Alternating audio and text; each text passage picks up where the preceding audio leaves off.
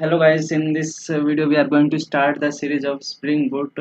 As a Java backend developer, you should know the Spring Boot framework to create the REST API in a backend. So to handle the backend part of the web application and the applications, we are going to use the Spring Boot framework. Okay. So as a Java backend, the Java backend developer, you should know the Spring Boot. Okay.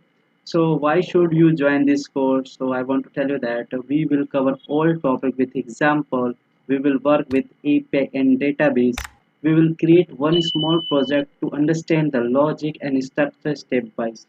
Then how to install and how it's works we will see, and we will create the API using different kinds of components just like at the rate post mapping, at the rate get mapping, put mapping, different kinds of component we are going to use to create the APIs, and we will create the DTO class and how to mapping with the mapper class so we can understand.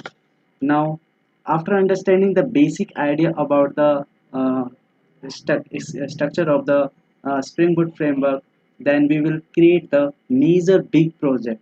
First understand the class diagram. That means firstly we will understand the class diagram before creating the big project, that how many class we want, how many interface we want, how many service we are going to use, what is the purpose of this project.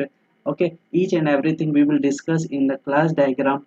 Then we will create the API, we will do the unit testing, Spring Boot security, logics, Java 8 we are going to use, how to use caching, configuration with AWS. This thing we are going to use in the Spring Boot framework. Okay. Next video is that what is Spring Boot, we will discuss why Spring Boot, how it's work, we will discuss these things. Okay.